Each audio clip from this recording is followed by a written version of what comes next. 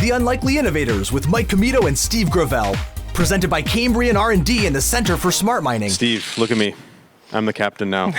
For those of you that can't see us, we are in fact on a boat at Legend Boats in Whitefish, and we just had the pleasure of talking to Jamie Dewar, who's one of the co-CEOs here at Legend. Steve, we are still on the boat. They haven't kicked us out yet.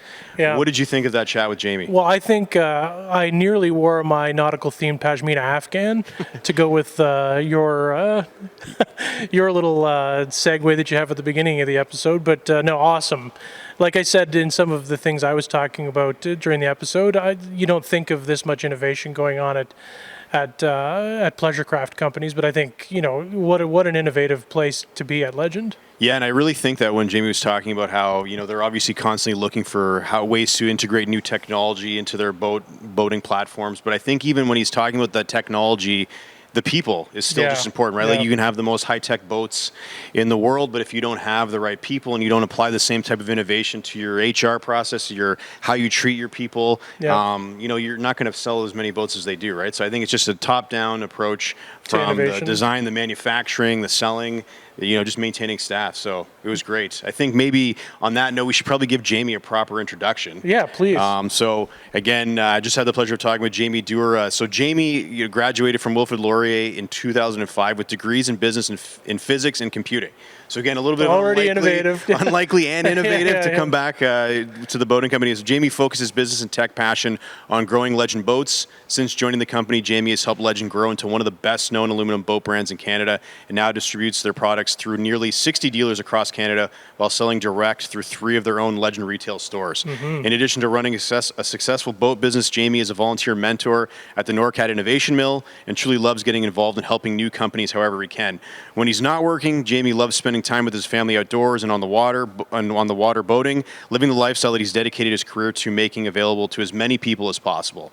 So, yeah, and I think that really shone through for us too. I mean, the making boating available to more people, I think, was a really honorable and innovative thing he talked about too. But I think what we should do is give you the hook, so to speak, from the captain's chair, and you'll see everyone that he'll be replaced by the real captain in this episode, which will be Jamie Dewar. We'll go to Jamie right now. Well, as Andy Samberg in The Lonely Island once said, I'm on a boat, we're on a boat, we're at Legend Boats in Whitefish with co-CEO Jamie Dewar. Jamie, welcome to the Unlikely Innovators. Thank you. I'm glad to be here.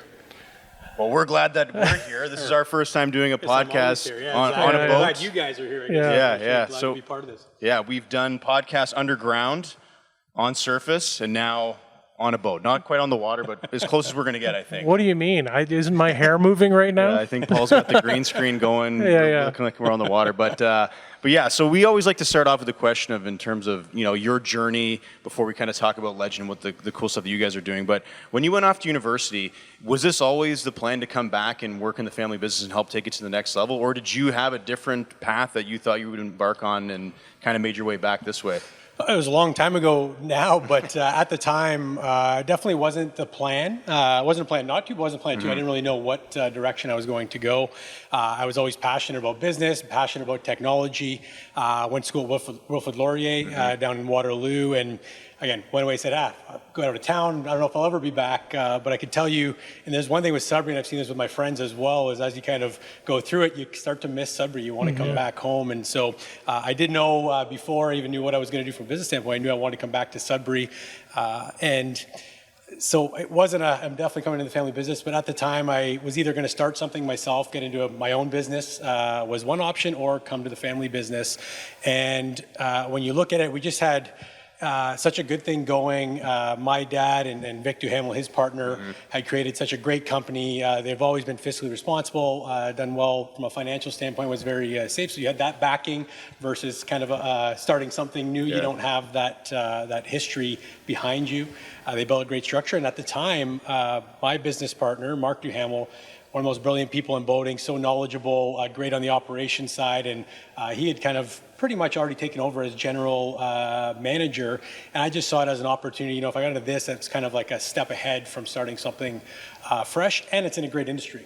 There's not many other industries where you can kind of have this mission of creating memories and every day spending your time trying to create great experiences for people out on the water. So when I looked at it, I thought I could add some value with my marketing passion and my technology passion in some of the areas that there was opportunity for growth. And we were kind of at this tipping point where I thought I could help take to the next level. So I went in that direction, but didn't know it up front, but definitely became more clear as time went on. Mike, I'm always happy when the story of the person we're interviewing fits the name of the podcast. So unlikely is what we're always going for, right? Yep. And I think it's funny, not too many lakes in Waterloo, right? I mean, not in the city limits. My wife went to Waterloo for a time, and I just remember what they were trying to pass off as a lake in the middle of town there around the park. And we're like, when you're from Sudbury, that's not a lake. You're going to basically get up to speed and then have to turn around again, right? Exactly. But we're obviously in the one of the largest showrooms in Northern Ontario, definitely the largest showroom in Sudbury for boats. You look around here, this doesn't look like every showroom. I mean, what was the sort of design philosophy behind this space, and how does that speak to your wider goal of what you're doing with customer service here? Yeah, it's customer experience is huge for us. It's what it's all about. But funny enough, on the building side, it was sort of the second thing. I still remember, actually, Mark and I, my partner and I, were on a plane. I can't remember where we were going or when it was exactly, but we were literally sketching out on notepads the design for this new building, and it was the demand for the building, or the reason that we were even looking at such a big space or expanding, was we were on our old property, our old buildings, and we were growing, and we were literally jamming people into offices. There were some offices that had no windows. Like, it was just not a great physical atmosphere. Again, we maintained it and tried to paint it and put pictures up and that sort of stuff, but there's only so much you can do. And so it was actually designed more with our team in mind. And we're big believers that if you have happy team members, that will translate into happy customers. So I remember we were trying to figure out, like, how can we get as many of our team members as possible to have a lake view? Like, we got this amazing, we're on the Vermilion River, river view, water view. So we said, we got to have big windows, we got to have, that water frontage. We got to leverage that to give a good experience for our team. We got a state-of-the-art fitness center, an amazing employee lounge with Nintendos and ping pong tables and all that sort of stuff. That wasn't really about customer experience, but we knew it was about experience for our team members, which translated. That being said, I'm maybe downplaying a little bit the customer experience side, because that definitely was important as well. So we've got a nice customer lounge. So if there's any waiting, we've got a patio facing the water with picnic tables. We've got, again, a lot of glass throughout, so it's very transparent, and a dedicated orientation bay. So when a customer picks up their new boat, we set aside a couple hours to do full training. They come in, we got balloons up and names on the door. So we did put a lot of consideration into the customer experience side too, but it actually started on our people side. So it's kind of interesting. Well, I'm not even looking for a boat, but I want to buy one after just being here for 45 minutes or so. So it's definitely working. That's good. That's good. But Steve and I have we've kind of worked with Legend a little bit on the R&D innovation side. But beyond some of the stuff that we've done at Cambrian R&D at Cambrian College, can you maybe talk more broadly about how innovation is an important part of the culture here at Legend? Yeah, so innovation, it's actually one of our core values. Innovation is one of our core values, and it's actually going way back to the start of Legend Boats was sort of the key. When you're starting a new brand, there's brands that have been around a little bit longer than us, but we've been around a while too. Mid-'80s, we kind of started Legend Boats. And it was really, we saw a need for some innovation, some change for the Canadian market, for our customers. When you're starting something new and competing against known brands, the innovation is not really an option. It's kind of a necessity. Right. And so we had, at the time, some team members that were key for Legend that were just hardcore fishermen and boaters and that sort of thing. They said, hey, I wish we had larger casting decks or just little features here and there. And then we got into a bunch of industry first, rounded windshields, which is the norm now on an aluminum boat. But they said, oh, you can't do a round. There's too much variability in the hulls and too much flexibility. So it's got to be a square windshield. And we said, nah, we can do it. We'll take on that that risk and liability, and we'll do it. And sure enough, everyone's got a rounded windshield now. We had convertibility was a big factor. We built our converter bench, which allows you to convert from like a big fishing deck into a more kind of family-friendly or type design. Full stand-up tops. Fishing boats had the little low tops that you can't drive when the top's on. We're in Canada. We want to use the boat into the fall when it's 10 degrees and on a rainy day. We want to be able to use the boat, and so full stand-up tops that were designed to operate full speed on the water. There's converter mesh smart decks. There's a bunch of these features that we sort of created, and without that, I don't think Legend could have done what we did. If we were just the same boat as everybody else or had the same features, how do you displace or differentiate from a company that's maybe been around a bit longer? So it's been definitely very, very key in the kind of the history of Legend, and it's been part of our core from the beginning. And we've got a lot of stuff. I'm really excited about, and we'll maybe talk a bit more about it after, but just the future. There's a lot of stuff in the pipeline right now, and we put a big team in place. So we're excited about it. So it's definitely, it's a key differentiator and key to our success. Yeah, and I want to ask about that differentiation a bit because, you're hard-pressed to go to a marina without seeing that very recognizable Legend logo on the side of a lot of boats. And I don't want to oversimplify it, but I want to do that. I'll oversimplify it just for the sake of the question. When people think of aluminum boats, maybe that sort of differentiator doesn't come to mind or the innovation doesn't come to mind. So how has, in the past, Legend sort of differentiated itself? And then how does it still maintain sort of that when you're looking at a whole row of boats at a marina, how do you stick out? Yeah, so I mean, one of the things, and this is maybe a bit more on the subjective side, but aesthetically, we've, I think, put together a really amazing team that are super talented designers. And so I think on the aesthetic side, we try and go to kind of a more streamlined, modern look, whereas and again, it might be a bit subjective. Well, you're our guest on the podcast, so please go ahead. But I do feel it does stand out at the marina. You kind of have the other companies are all using the same companies to do their designs, to do their decals, and they're nice. There are a lot of great boats out there, but I do feel that we do it a little bit differently. So aesthetics are kind of the first impression, but then you can get into construction. We differentiate a little bit in construction with, we have something that we're kind of tagging our quiet core construction, where we have injected foam that comes all the way up the sidewalls, whereas most, if they do have injected foam, is more in the floor only, and so it's quieter, more stable, less movement, and just stronger hull design. We've got our torsion beam energy transfer system. So instead of kind of having these solid, rigid, I guess, kind of I-beams or type construction or beam construction, we have this torsion beam system that allows the boat and the energy to kind of move throughout the boat, so you don't get any hot spots for the.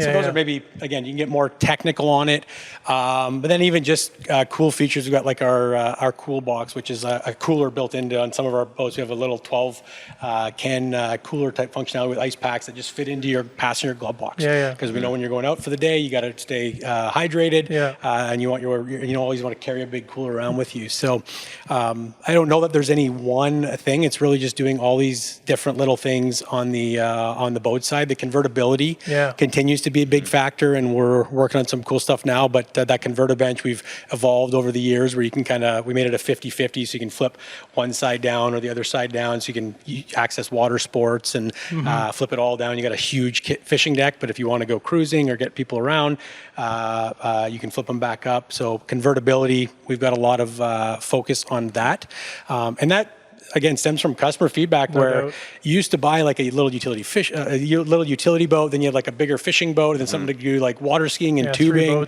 Whereas we really, I mean, it's not practical. It doesn't necessarily make sense. So we try to build something that does the best of all. So you're not giving anything up, but you get it all in one package. The other thing, again, we're talking about on the boat side of things, but it's not necessarily just about the boat. I think what we do a bit different is on the buying experience or the ownership experience and the boating experience. So one of the things that we sort of pioneered in the industry as well is literally just being able to buy the boat motor trailer as a package in one spot. It never used to be that way. You used to go buy a trailer from one dealer, a boat from another dealer, and try and coordinate it all. So we're really trying to make that easier for customers. Other differentiators that aren't necessarily tied to the innovation. Some of it is because of the construction, we can offer better warranties. We have our 6-year warranty, leak-proof for life hull warranties. So you're on our welded series, literally leak-proof for life.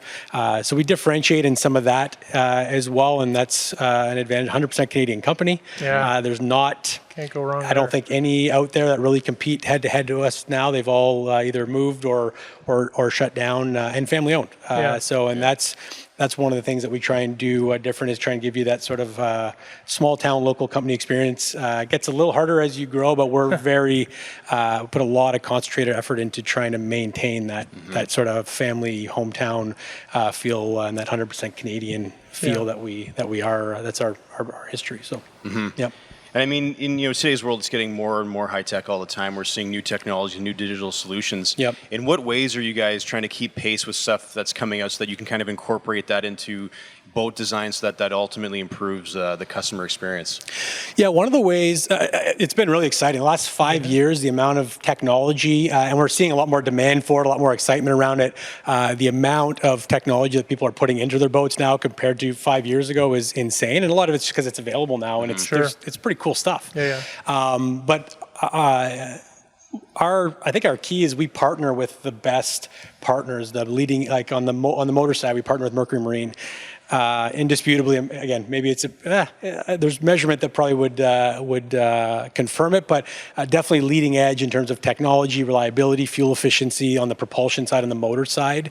They've just introduced their Avator series, which is a series of electric engines, smaller stuff. We feel it's still a little while before it comes mainstream. There's the kind of the infrastructure that has to be put in place, but some pretty neat stuff, and they're really committed to that. So I think partnering with the right partners on the motor side's Mercury, but on the where you're seeing more of the fun gadgety stuff is with you have Garmin and Humminbird on the electronics, fish finders, GPS, chart plotters. That sort of stuff has gotten really neat, all touch screen and Wi-Fi and Bluetooth connectivity and a lot of these sorts of things. You got digital control systems where you can control all the lights and all digitally on certain models depending on what you get into. And some of the kind of fun ones, and there's actually a YouTube sort of video that went viral on the Minn Kota Alteras and some of their trolling motors, but they have this auto deploy functionality, and it's all remote, and you can actually have your phone too, so you can use their remote, or you can it's app controlled as well. But basically it shows someone just backing up to a launch with his boat undone, slams on the brakes, boat goes into the water, no one in it, pushes the button. Everyone's nightmare. He goes and parks his boat, pushes the button, and basically controls it to come over to it, deploys automatically, drives it over to the dock, walks on, and goes off. So it's kind of a cool video, but I've been using some of the stuff myself, playing around with it. Really neat stuff. So our key on that end is really partnering with the people that are leading edge and staying on top of it and making sure that we're integrating it into the right. There's different price points and different features and functionality. So making sure that it's integrated, the right products and the right boats that offer the right value. Another thing we're excited about that we just launched is a device called Boat Fix. So it's something that we're sort of partnered in doing ourselves, or a kind of a joint venture. And it's just a little GPS tracking device that you can put on for security. So if your boat gets stolen or any sort of theft prevention, you can kind of track where it is. It also gives you some sort of a connected boat experience with. So if your battery, for some reason, if your battery's left on or getting low, you get notified. Bilge pump left on, those sorts of things. So it's a pretty cool device. You can do a lot of neat stuff with the geofencing, and we're excited about that. It's pretty new for us that we're just getting launched. But where it really comes in, and I think this is going to be the case with a lot of technology, is the technology is cool, but without the people side and the support side and all that goes with it, that's where I think the gold is, or the most important part is, and that's where BoatFix comes in. There's a lot of other devices out there where you can they're a dime a dozen. You can find them readily. But what we have is 24/7, 365 proactive support. So mechanical support to an extent. Again, we can't fix your engine remotely if it's. But you can tell me it's broken. But we could tell you, Yeah. hey, did you check this? Did you check that? It could be your fuse. And our goal is to try and get you back in the water. And it's about an 85+% fix rate by phone. So instead of missing that whole weekend on the long weekend on the water, you actually get back on the water, and we're available. It's 24/7, 365, long weekends, whenever you need it. So pretty neat stuff, but it's really about that service piece and that people piece that makes technology that much more exciting. So one of the things you mentioned earlier is around designers, engineers. And one of the things we're always fascinated by with innovative companies is finding out where they get their talent from. There isn't Boatmaker University. There isn't, IoT connected device for boats that anyone's training. Where do you get the creative people, just like a cross-section of the folks that you have working here? And how have you been successful at getting them interested in the boating industry? Yeah, so we do a few different things. One of the things we've been focused on more recently, which you allude to, is partnerships with some of the schools. Again, a lot of the talent in tech and innovation is young and up and coming, right? So we try to start early and try and reach out and build these relationships. I know we've done some work with Cambrian College and some prototyping and that sort of stuff, which is really great. We've built a really good relationship with Humber as well. So Humber's been there's a lot of really creative talent on the industrial design side coming out of Humber. We recently did a really cool project with them for one of the semesters where we kind of gave them a bit of a design challenge, and it was part of their curriculum. So that creates some awareness on the boat side, and which I think is key. Again, it's not just about the people, but how do you get them interested in boating? The good thing is, boating is a great industry, right? Like the things, automotive is probably the most comparable, but automotive is cool, but you're really it's really more of a need-based industry. So people need cars to get from A to B, and there's some passion cars and that sort of stuff where you're like, muscle cars, some of that sort of stuff. But in boating, it's all about passion and want-based. Like you just want to go out and create these memories. It's not, no one needs a boat as much as I wish it was the case, other than maybe a few commercial operators or something. But in general, you don't need a boat. You want a boat because of what it does for your lifestyle, for the relationships you can build, the experiences you can form. So that part's not as hard of a sell. But Humber, the relationship there has been great. And actually, we have a co-op student, a young and up and coming talent that just joined the team for the summer for a co-op placement. And even our two other industrial designers that we have that are extremely talented, great guys.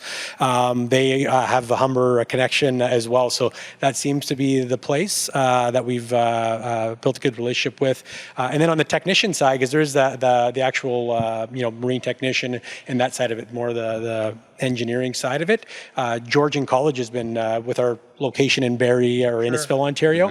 We're right near Georgian, and they're probably the biggest in terms of marine. They have an actual marine program, so a lot comes from there, and we've tried to build those relationships.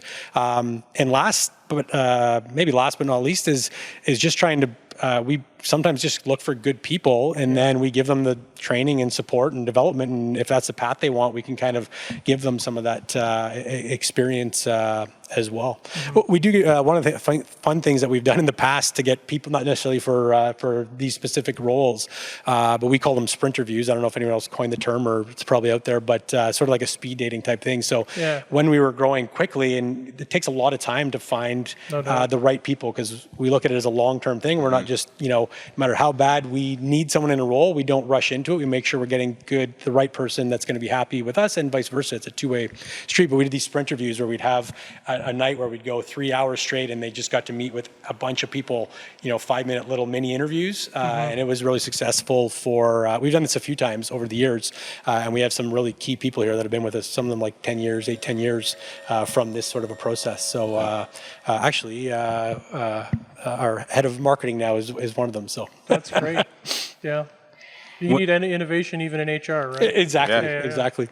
One of the things I was thinking about when you're talking about how people don't need a boat, they want a boat, and a lot of my friends who I would consider like avid boat users, like they grew up with boats, like their parents had boats, they had camps, and they've been driving boats since they were little kids, and now their kids are driving boats.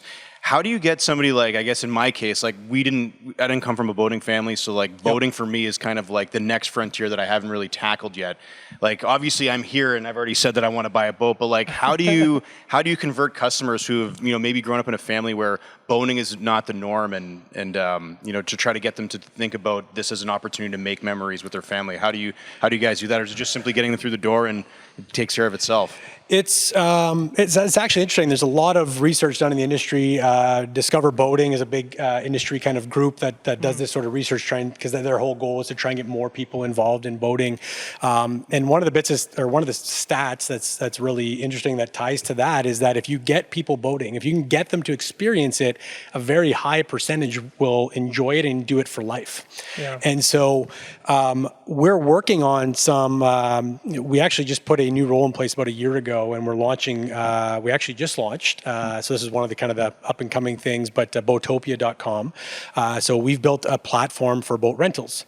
So that's definitely one avenue, is giving them a taste through the boat rental, so you don't have to commit to, hey, I have this boat, I own it, the upfront financing or cash outlay and all that sort of stuff. You don't have to worry about it. It's just, hey, let's try this for a week, or let's try this for a couple days and see if this is for us. So we actually have the person running it is the title is Innovative Boat Ownership Experiences. So we are trying to come up with new ways. There's been a big development in the industry, which this all ties to, and we'll probably get into in the near future as well, but is boat clubs, which is a neat thing where you pay into a boat club and you get usage of a boat. There's boat fractional ownership. There's a lot of different new ways, things coming out that we're trying to get involved with as well, for that exact purpose. Is that how do you access those people that maybe it's different than, I never thought of, I'm going to own a boat. They don't know if they want to own a boat, but they're maybe a little bit curious. And so you give them that taste, right? And then from that taste, they might say, hey, I'm renting a boat like 3 or 4 weeks a year, and now I bought a cottage. And so I don't want to rent. I just want to have it every weekend. I go to the cottage. So now they become an owner. So it's a really neat. It's really neat. Again, I'm a bit of a data-driven guy, being a bit of a tech geek at heart. But when you look at the rental versus boat club versus fractional versus owners, there's actually very little like overlap and cross section where you lose or get cannibalism. So there's opportunity to be involved in all those different aspects of boating, which again, I'm a big fan of, because our goal ultimately is to make it as easy as possible to get as many people on the water as possible, creating memories.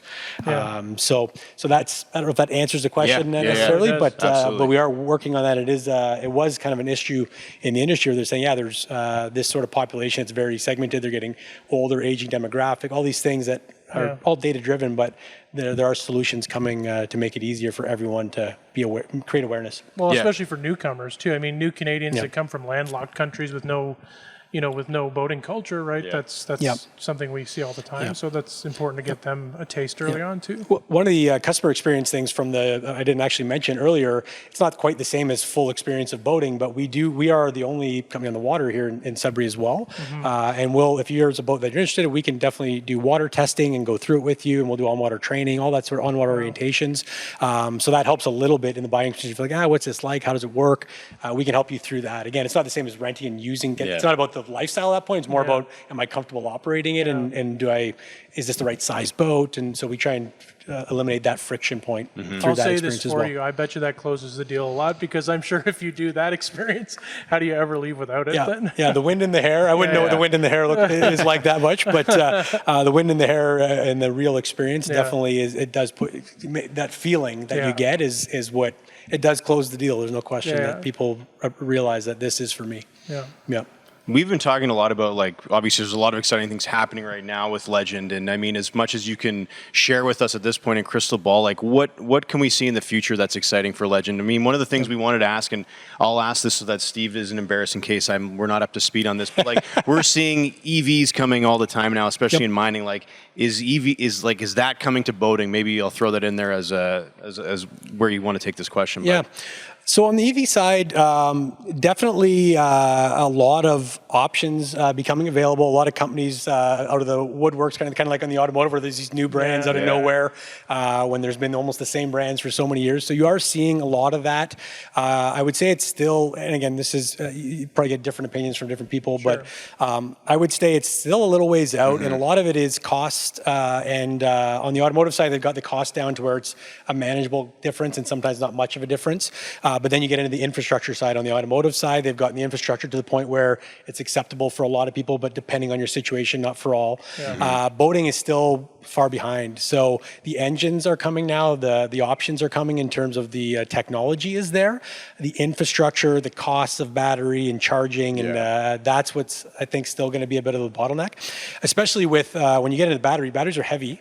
And when you get onto the water and floating and performance and that sort of thing, you have to somehow accommodate for that weight, right? Weight is a bigger factor on the boat than it is not on boating and on the water than potentially it is in automotive. So it is coming. It will get there. There's a lot of it, same advantages you'd have in automotive in terms of some performance and obviously for the environment and fuel economy and that sort of stuff. So it will get there, but I think it's still early stages. So it'll be the kind of the early adopters that are willing to spend a lot more money to get into it, and it's significant. Like with the weight, and again, you get into like the the 2.5, 5, 7 horsepower smaller engine type stuff. It's a big upcharge. So unless money's really not an issue, it's still tough. But again, for some people, they want that performance. They have the funds, and they're good with it. So it is definitely coming. It is something we are going to be ready for when the time is right. We'll offer it. Like we'll have it available probably in the upcoming season, but. The anticipation, it'll be the exception, not the rule. But where we see our future, the innovation, we got a lot of cool stuff going on the boat side with our innovation team. Again, we actually are launching our own brand of accessories. Boat Better is the kind of umbrella brand. We got some sub brands in there with. We saw an opportunity with a lot of boating accessories that have just been around forever, kind of the better mousetrap type mindset. And so we've built some pretty cool accessories that we're just launching now. Started on some of these projects probably a year and a half ago, and some of these things that we've been working on, and they're coming to fruition. So it's a really exciting time, or I'm really excited about the near-term and long-term future. So the accessory side and making that part of the boats is always good, but a lot of the innovation and where we're focusing is around diversification a little bit and broadening our offerings, and the more data from the industry is that people wanted they did a large survey, and we've done a lot of surveying as well, but people just want that one-stop shop. They don't want to have to, buy a boat here, then go to the bank to get financing, and then go to the insurance their insurance company to get their insurance, and then they just want to go to one spot and get it done. So we've kind of launched a Legend Financial, kind of a financial services branch, and partnered with a company in that space to be able to grow that more quickly. So we're excited about some of the technology. We're going to be building some software and that sort of stuff to make that experience better, the financing, banking portion, the payment portion. We've got the Boatopia, which I mentioned, boatopia.com on the rental side, which we've really designed as a platform so we can give that to more dealers and more customers, eventually maybe even peer-to-peer, to facilitate rentals. Again, just to make it easier for people to get on and we've built it that way, easier for people to get on the water.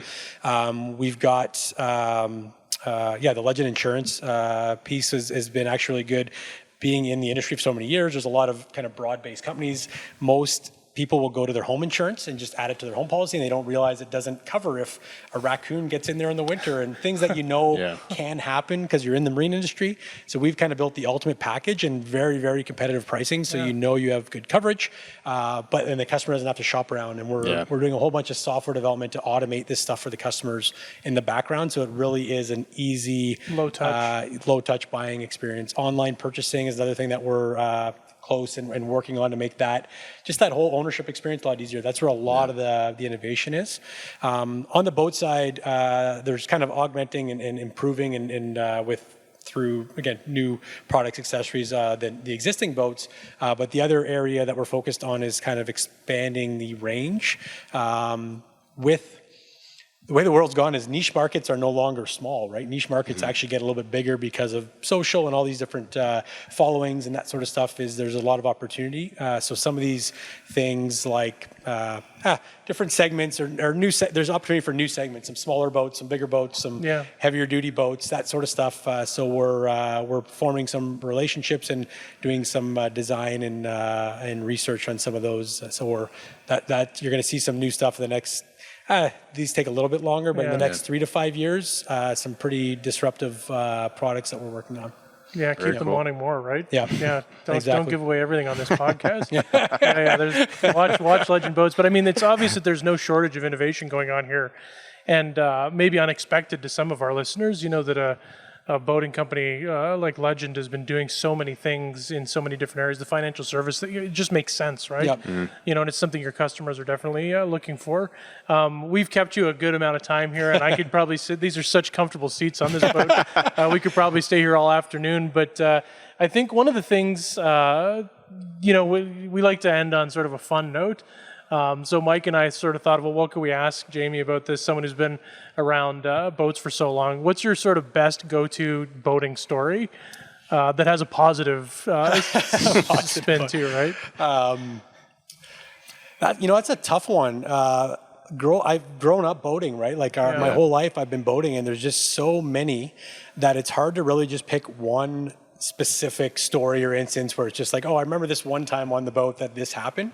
But that being said, I would say the one memory that I have, and it's maybe a broader memory, but around boating, and I don't even remember how old I was. I was probably like, 7, 8, 9, 10 years old. I'm not sure. And we did it actually over multiple years. But I grew up in a neighborhood with people, a lot of kids kind of my age, and the families were close, and we played all outside together all the time and hung around a lot. And we actually, my dad and there's another really kind of hardcore fisherman had a boat, and a couple other people had boats in the neighborhood, organized annually a father-son fishing tournament. Oh, cool. And so I still think about that all the time. I talk about it all the time. It makes me think about going fishing with I have 2 boys, my 2 boys, and getting out on the water. But we would go out for the day and just, again, to a remote lake somewhere where the fish was always plentiful. We never had a bad day of fishing. But it wasn't even just about the fishing. You'd stop and have a shore lunch, and then you'd go swimming. And then we'd go back to one of their places. They had a pool, and we'd go swimming, and they had prizes and fishing rods and for the most fish and the biggest fish and all this sort of stuff. And it wasn't one time. It was like, this was like an annual thing. And that I still remember. It's a fond memory of mine. Helped me form the relationships with all the people, like all of my best friends that I still, talk to and deal with and hang out with today, all around boating. Boating is what kind of made it, and fishing was kind of what made it. And I still remember the one thing, though, being, again, a bit of a data geek or just kind of I kind of always look at the probabilities of things, right? And so there's always a most fish and a biggest fish. And I knew if I just kind of fished off with a worm and caught a bunch of perch and like little small off the boat, that I could win the most fish. But winning the biggest fish was probably lower probability that I happened to be the one that gets the biggest fish. So I won the most fish every year, never the yield biggest. Guy. But I made sure that I got that prize every year, whether it was a tackle box or some lures or whatever it is. So that'd probably be the best one. It's not one story or no, it's a memory though, right? It's a memory that spanned over years. Yeah, that's what I would say too. I mean, I didn't grow up with boats, but I think anytime I've been on a boat, like it's hard to pinpoint something, but it's like fishing trips or things like that, where you're out there on the water with your buddies or your family, and those things stick. They're all collective, but it's hard to kind of isolate them. Something about going quickly on water, right? It's like we weren't made as humans to do that. It's like flying, right? So that's why it's such I can't believe I'm doing this right now. Every time I get on a boat, I feel that way, you know? My son loves going out and just cruising, like we just go around, and just that you feel like you're gliding around. It is kind of like that flying feeling, that feeling you get. And sometimes the speed, and for other people, it's the serenity of like a remote, like I'm on the boat by themselves. For other people, it's the relationship, going out with a large group of people and that connection. So you really can get so much out of it, but it really is that feeling that it produces. It's not a one thing. It's not that person did this, or it's just that feeling that it gives you depending on that, and it's a variety of feelings depending on what you want, right? Well, Jamie Dewar, thank you so much for joining us on the Unlikely Innovators. It was a great chat that we had, and just so much innovation going on here, and we thank you for being on the pod. Thanks for having me. Yeah, thank you. And we're back. That was a great episode with Jamie Dewar, co-CEO of Legend Boats. And Mike, for posterity, you took your sunglasses off, so now we don't have any sort of there's no continuity in the shots. Now people are going to think this is a shambles podcast. But what they don't know is we haven't left. We've That's been true. here all day. That's true, yeah. I've called my wife and I said I'm not leaving until you come here and buy this boat with me. Yeah, and you know what? You come in the showroom and honest to God, it's tough to not leave with a boat. Yeah. And I mean, Steve and I were talking off camera before, but like we're having some pool problems at our house. Yeah. There's no water in the pool, but if you have a boat, everywhere can be a pool. Absolutely. So like, why would I fix my pool? Maybe I should honestly. The world is your pool. Maybe Yeah. buy that boat. Well, or rent one, as we heard in the podcast. Yes. There's lots of options for people who can't or aren't ready to atone a boat yet. I mean, that's how you get your wife hooked on it, I think. My wife grew up boating. Her family owns a yacht. Yeah. Ooh. Humble brag. Humble brag. But not a big deal. Not a big deal, but we don't own a boat Yeah. because we can use theirs. But again, if you ever want to convince them, innovative ways to get people on the water and get That's people right. into that boating culture and that boating lifestyle. Because Exactly. I think the part about the memories is what really sticks. And I think Yeah. for me as a dad, if I had the kids here on the that's what's gonna you're sewered after that. You have to Yeah. buy it because the kids want it. well, I think you're making a trip here, man, this I weekend. think I'm making a pretty good case. Yeah. If my wife, if this is the one podcast she watches, I think I'm sending a pretty clear message. But before we wrap up here, I think we want to kind of say that this is our 100th episode, and we wanted to do it in a big way. We did it. We were on a boat, so I think it's a perfect way to kind of go into the summer on a boat. I think a lot of people that are listening or watching this are going to be on boats at some point through the summer. It's the summer episode, really. It is the summer episode. Look at us. Yeah. Shorts. Shorts, Who would have on a thought? boat, still sweating, even though we're in an air-conditioned space. Yeah. I'm still warm. Yeah. But yeah, no, 100 episodes. I never thought when we started this we'd do it. But 100 episodes, I think we can stand behind. And the thread we have through each of these innovators we talk to, I mean, they're starting to really come clear what makes unlikely innovators. Yeah, no, I mean, I agree with you. I think we started this on honestly trying to promote what applied research is back in 2021. Yeah. And then we've had the fortune of talking to so many interesting and innovative people. I definitely didn't think we would hit 100. I wasn't sure what we were going for. Or 10. We didn't have a target. We Yeah, honestly, we might have stopped at 5. Yeah. But then we thought, why not make this platform into something where we can reach a number of different people? And yeah, we're so again, I think we're thankful for everyone that's tuned in up until this point, whether it's been online or on YouTube watching these videos or on audio listening to us. So, Mike, as it's 100 episodes, let's dock this boat and let's take our leave for the summer. Thanks, everyone, for listening.